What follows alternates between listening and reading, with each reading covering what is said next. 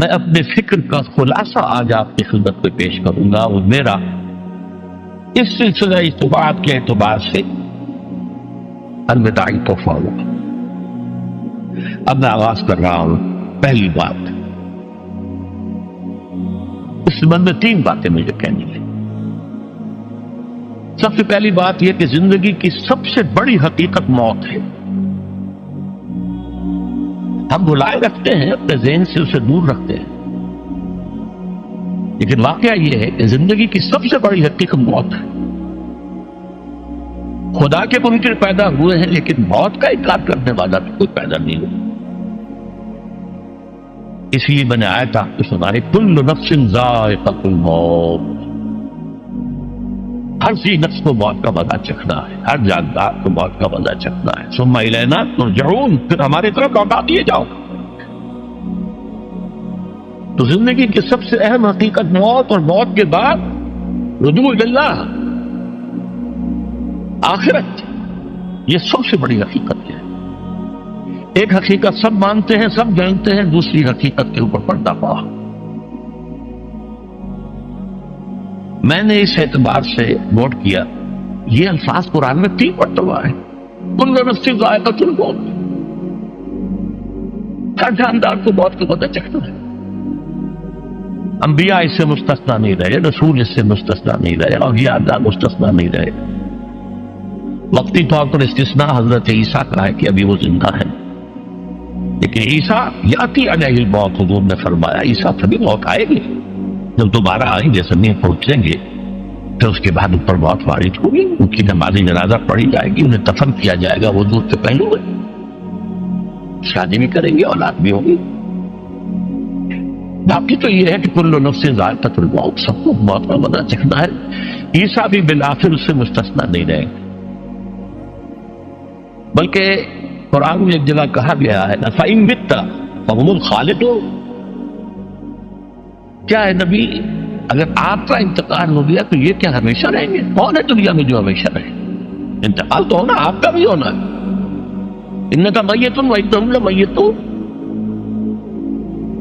یہ تو مختصر ترین الفاظ تھے، اس سے آگے بڑھیے سورہ انبیاء میں فرمایا كُلُّ نَفْسٍ ذَائِقَةُ الْمَوْتِ وَنَبْلُوكُمْ بِالشَّرِّ وَالْخَيْرِ فِتْنَةً وَإِلَيْنَا تُرْجَعُونَ، ہر جاندار کو موت کا مزہ چکھنا ہے، اور اس سے پہلے پہلے ہم تمہیں آزماتے رہیں گے، خیر کے ذریعے بھی، بھلائی دے کر، صحت دے کر، دولت دے کر، اولاد دے کر، شہرت دے کر، اور برائی کے ذریعے سے بھی، تنگدستی دے کر، بے عزتی دے کر، اہانت دے کر، ذلت دے کر، وَإِلَيْنَا تُرْجَعُونَ، اور پھر ہماری طرف لوٹائے جاؤ گے۔ یہ وہ دوسری حقیقت جو میں نے کہا کہ جس پر پردہ پڑا ہوا ہے، بہت بڑا پردہ۔ لوگ یہی سمجھتے ہیں کہ یہی دنیا کی زندگی ہے۔ قرآن کہتا ہے إِنَّ الدَّارَ الْآخِرَةَ لَهِيَ الْحَيَوَانُ لَوْ كَانُوا يَعْلَمُونَ، یہ تو آخرت پر یہ زندگی ہے جو اصل زندگی ہے، کاش کہ انہیں معلوم ہوتا۔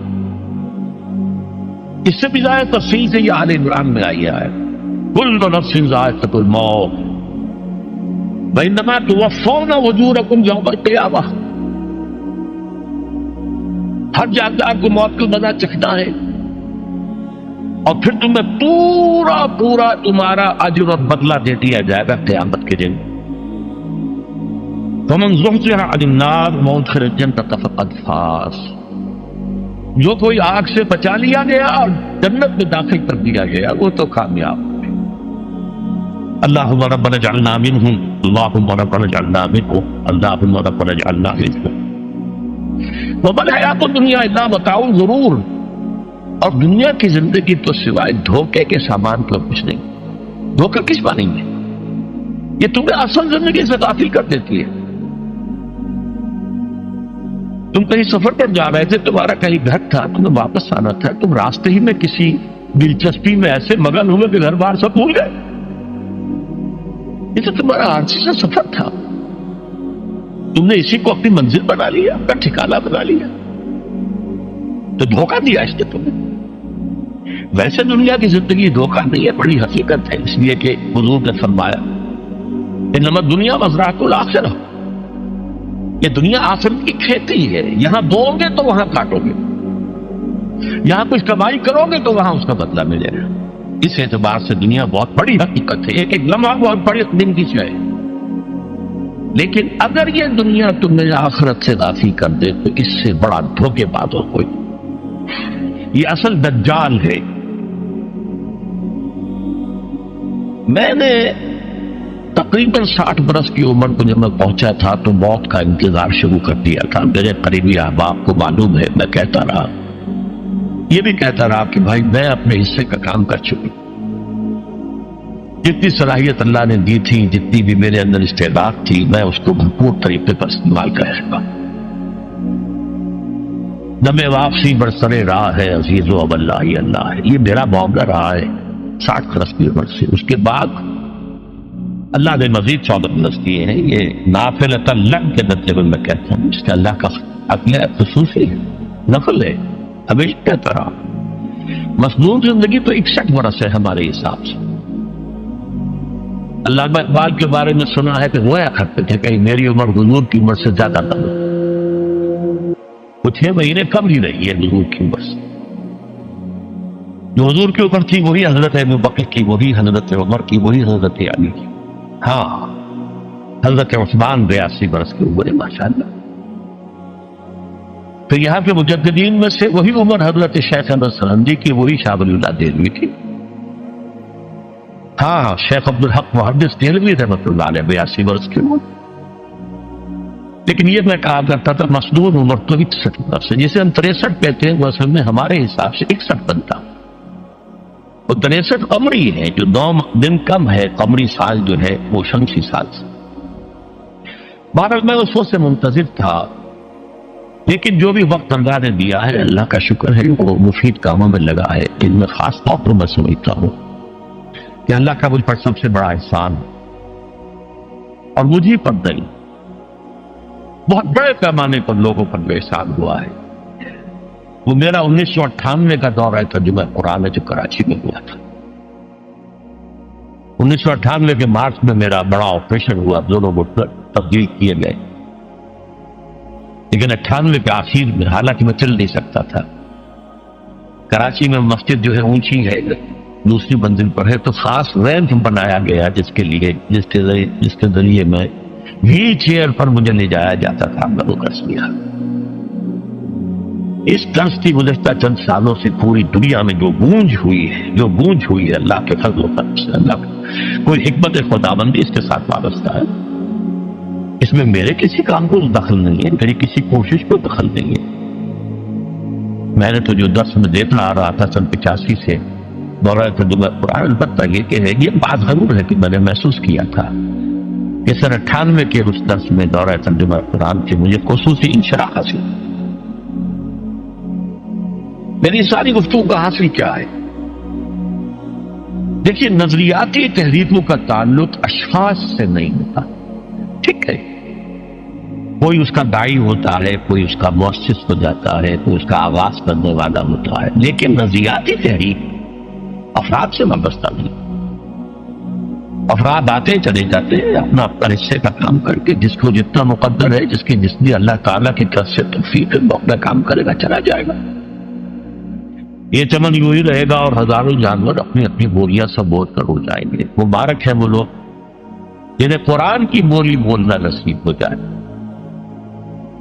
بَإِنِّي أَحْسِبُ أَنِّي مِنْهُمْ، مجھے گمان ہے، اللہ کا فضل ہے کہ میں ان میں سے ہوں، میں نے قرآن کی بولی بولی ہے، اور قرآن مجید کو جیسا کہ وہ ہے ایز اٹ از،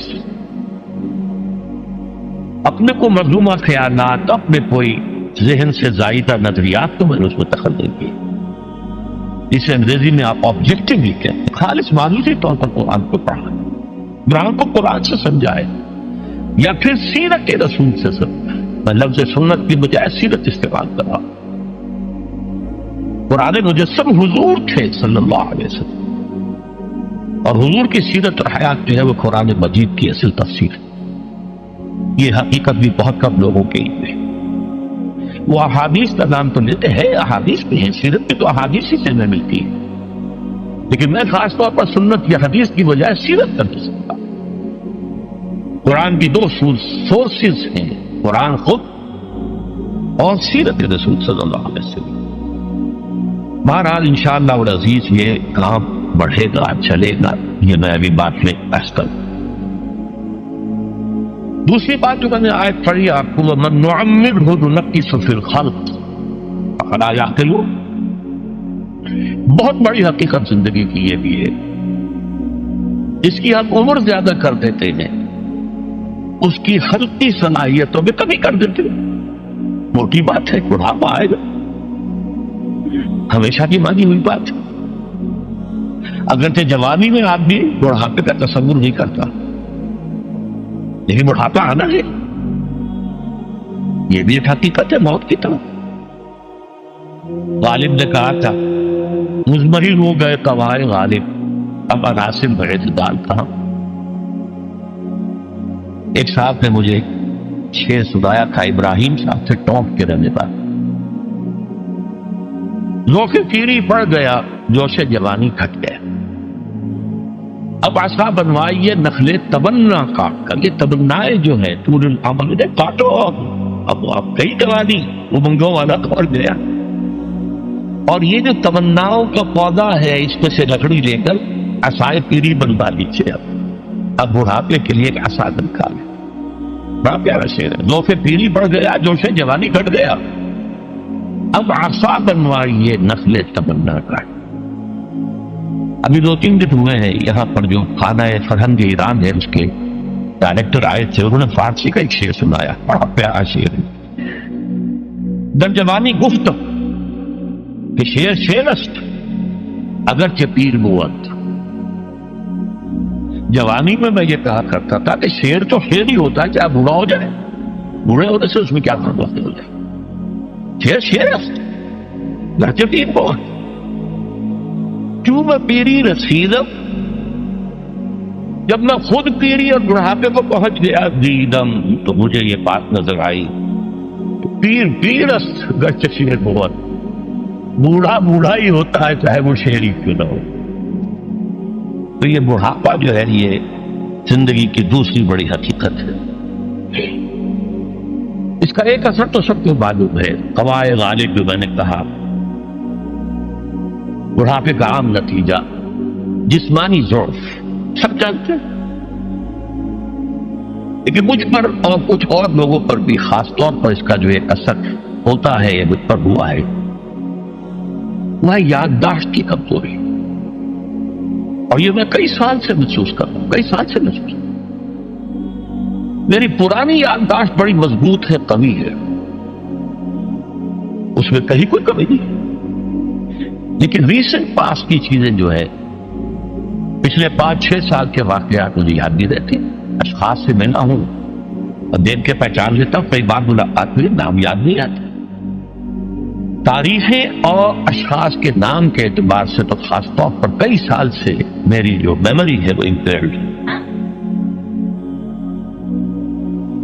اور میں محسوس کرتا رہا ہوں کچھ عرصے سے کہ این تقریر کے دوران محسوس ہوتا بلیک آؤٹ ہو گیا،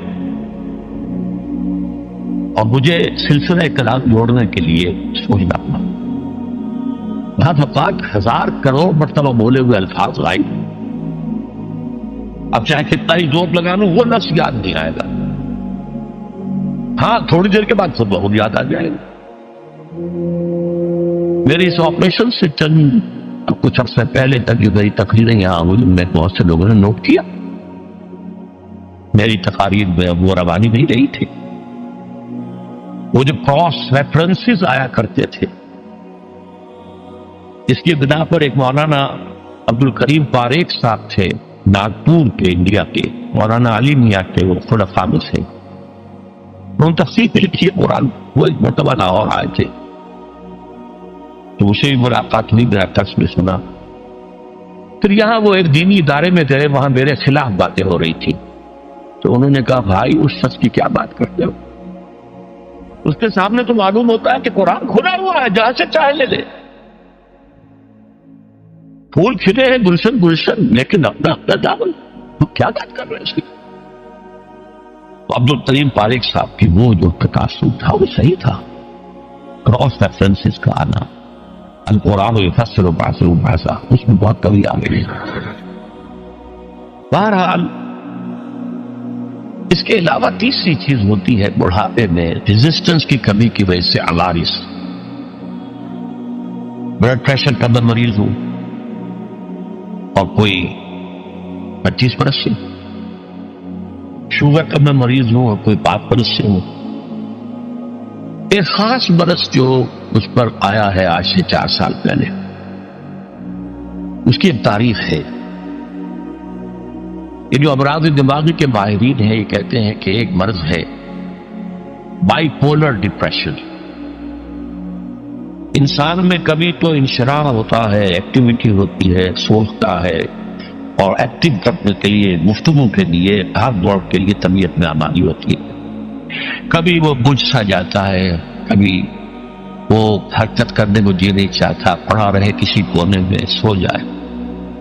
تو یہ بائی پولر معاملہ کہلاتا ہے، یہ ویو چلتی ہے۔ اچھا یہ ہے ہر انسان میں،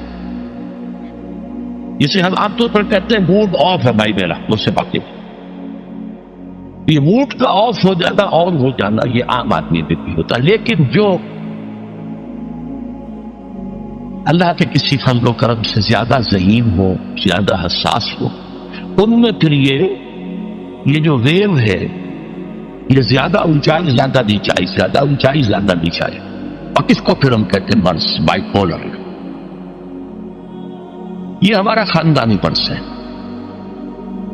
والد صاحب کا تھا، تو تھا، بڑے بھائی اظہار احمد صاحب کو ہوا، میری بڑی ہمشیرہ کو ہوا۔ عام طور پر اس کی عمر ہوتی ہے، اور ہوتی تھی 3 تجربے مجھے ہیں، والد صاحب کو 13 برس میں نے اٹینڈ کیا ہے اس بیماری میں،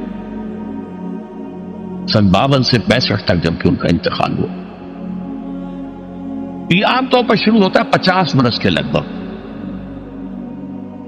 میری عمر جب 50 برس کے لگ بھگ ہوئی تو مجھے کئی مرتبہ محسوس ہوا کہ میری تقریر کے دوران سوئچ آف ہوتا ہے۔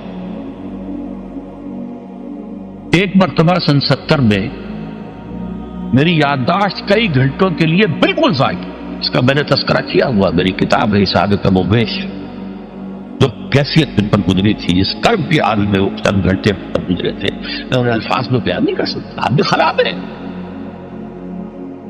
نہ ابتدا کی خبر ہے، نہ انتہا معلوم، کچھ بھی نہیں۔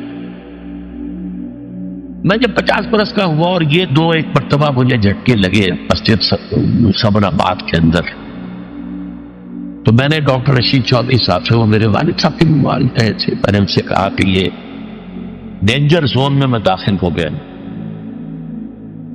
ان کا نہیں، آپ کو یہ نہیں ہوگا، اس لیے کہ آپ اللہ کے کتاب کی خدمت کر رہے ہیں۔ تو ان کی یہ بات پارشلی ٹروتھ نکلی کہ 70 برس کی عمر میں مجھ پر یہ 20 برس اللہ تعالیٰ نے مجھے اس میں ایک بونس دے دیا۔ 70 برس میں ظہور ہوا، اس کا ایکسائٹنگ کاز بنا ہے افغانستان میں جو حادثہ ہوا طالبان کے ساتھ۔ اتنا صدمہ مجھے تھا، ایک دم بیٹھ گیا، ایک دم بیٹھ گیا۔ یہ چیز جو ہے ابھی کنٹینیو کر رہی ہے بائک کو، اس کے لیے میں دوا بھی لے رہا ہوں۔ البتہ اس معاملے میں میری ایکسائٹمنٹ جو ہے زیادہ اوپر چلے جانا، یہ صرف ایک بار ہوا اللہ کے فضل و کرم سے، زیادہ جو ہے وہ اس بروڈنگ، بس غور کرتے رہنا، بیٹھے رہنا، لیٹے رہنا، وہ جس کا نقشہ حضور کے بارے میں کھینچا گیا ہے، یا ایھا المدثر یا ایھا المزمل، اے کمبل میں لپٹ کر لیٹنے والے اور اے لحاف میں لپٹ کر لیٹنے والے، قم فانذر قم اللیل الا قلیلا، وہ ایک کیفیت ہوتی ہے۔ اس دوران میں بہت سے دوسرے امراض نے آ کے ڈیرے ڈالے، کئی مہینے تک ایسی سخت کھانسی رہی مجھے کہ ہر کھانسی کے باؤنڈ کے بعد مجھے تھوڑی دیر کی بے ہوشی ہو جاتی تھی۔ ایک مرتبہ اسی طرح کے معاملے میں غسل خانے میں گرا ہوں، سنکوپی اسے کہتے۔ پھر ایک دفعہ ایٹریل فبریلیشن، دل نے مجھے آج تک کچھ نہیں کہا، بیچارے نے کچھ نہیں کہا، لیکن اسی عرصے کے دوران میں یہ ڈپریشن جو بہت زیادہ شدید تھی، ایک دفعہ دل بھی گھبرا لینا، اور اسے فبریلیشن کہتے ہیں، بجائے اس کے کہ یوں حرکت کرے شروع کر دیتے ہیں، اسے فبریلیشن کہتے ہیں۔ اس طرح میری جو بائی پولر ذہنی اور نفسیاتی اور جذباتی کیفیت کے جینز مجھے وراثت میں ملے تھے پیدائشی طور پر، ایسے ہی میری کمر کی تکلیف کے بھی بیج جو ہیں وہ 30-35 سال پہلے پڑے تھے۔ مسجد خندہ ثمر آباد میں میرا درس ہفتے اتوار کی صبح کو ہوتا تھا، 2 گھنٹے 2.5 گھنٹے عام طور پر، کبھی کبھی 3 گھنٹے، پھر شام کو عصر کے بعد، پھر عشاء کے بعد، پھر دوران ہفتہ ہر روز شام کو مغرب کے بعد، اور جمعے کے روز خطاب جمعہ اور اس کے علاوہ درس۔ اور یہ سب کے سب میں چوکڑی مار کر یا زمین پر بیٹھ کر یا کسی چوکی پر بیٹھ کر درس دیتا تھا، کمر آگے جھکی رہتی تھی۔ ظاہر بات ہے کہ اس کے کچھ نہ کچھ جو بھی فزیکل اثرات ہیں وہ پیدا ہونے تھے۔ ریڑھ کی ہڈی میں درد ہوتا تھا کمر میں، جسے لوگ بیک پین کہتے ہیں، کوئی دوائیاں کھا لی، کوئی پین کلرز کھا لیے، لیکن یہ کہ اس سے خاص طور پر جو کمر کا نچلا حصہ ہے، اس کے جو گہرے ہیں اور ان کے مابین جو انٹرورٹیبرل ڈسک ہوتی ہے، اسپیس ہوتی ہے، وہ نیرو ہوئی اور ڈسک جو ہے ڈیجنریٹ ہونا شروع ہوئے۔ مشورہ کیا، ڈاکٹر بشیر صاحب جو سرجن ہوتے تھے، انہوں نے کہا آپریشن آپ نے کرنا ہے، اگرچہ معاملہ تو خراب ہے اور یہ 3 موروں کے درمیان جو ہے معاملہ وہ کافی تشویشناک ہے، آپریشن میں کرائے، ادویات وغیرہ سے، کچھ ایکسرسائز سے کام چلائے۔ اس وقت تک ابھی MRI ایجاد نہیں ہوا تھا، CT اسکین ہوتا تھا، وہ کروایا تو معلوم ہوا کہ نمبر 4 اور 5 اور S1 یہ 3 موریں جو ہیں ان کے درمیان کی ڈسک جو ہے وہ تقریباً ڈیجنریٹ ہو چکی ہے۔ سن 5 کے آغاز میں تکلیف جو ہے یہ زیادہ بڑھی تو پھر MRI کرایا گیا، اس سے معلوم ہوا کہ اب 3 نہیں 4 موریں انوالوڈ ہیں، L3 L4 L5 S1، اور صورتحال بہت تشویشناک ہے، آپریشن جو ہے وہ لازمی ہے۔ لیکن کچھ خوف تھا آپریشن کا، کچھ لوگ بھی ڈراتے تھے، ٹال بٹول سے میں کام دیتا رہا، وہی دوائیاں وغیرہ، پھر کچھ جدید قسم کے ٹونے ٹوٹکے بھی ٹرائی کیے، کچھ ہومیوپیتھی بھی ٹرائی کی، لیکن یہ کہ درد بڑھتا چلا گیا، مرض بڑھتا گیا جو دوا کی۔ اچانک یہ آج سے 4 مہینے پہلے حادثہ ہو گیا، بہت شدید درد کی کیفیت تھی اور 3-4 روز سے میرا مسجد میں آنا بھی موقوف تھا، اور میں وضو بھی نہیں کر سکتا تھا، بلکہ تیمم ہی سے نماز بستر پر پڑھ رہا تھا۔ لیکن ہوائی جو ضروریات کے لیے گیا میں باتھ روم، وہاں میں کھڑا ہی تھا ابھی کہ میرا بایاں گھٹنا ایک دم بیٹھ گیا، بینڈ ہو گیا اور میں گر گیا پیچھے۔ اس کا مطلب کیا ہوا کہ یا تو کوئی جو ہے وہ پیرالائسس ہو گیا ہے یا کوئی اور اس قسم کا حادثہ ہو گیا ہے۔ تو اب یہ ایمرجنسی کی پوزیشن بن گئی اور جو آپریشن ہے وہ فوری طور پر لازمی ہو گیا۔ یہ آپریشن ہے میرا جو 19 نومبر کو سرجی میڈ ہاسپٹل میں ہوا اور ڈاکٹر عامر عزیز صاحب نے کیا۔ ان کا تھوڑا سا تعارف یہ ہے کہ یہ میرے بیٹے ڈاکٹر عارف رشید کے کلاس فیلو ہیں، اس اعتبار سے میرا ادب اور احترام ویسے ہی کرتے ہیں جیسے اپنے والد کا۔ پھر یہ کہ وہ بہت ہی نیک اور دیندار آدمی ہے، بہت اچھی داڑھی ان کے چہرے پر ہے، وہ چہرہ مزین ہے۔ اس کے علاوہ یہ کہ وہ 1 ایئر کورس ہمارے ہاں سے قرآن اکیڈمی سے کر چکے ہیں۔ افغان جہاد وغیرہ میں ان کا بڑا ایکٹیو رول رہا، 3-4 مہینے FBI کے انڈر انٹروگیشن رہے، یہ سب کو معلوم ہے۔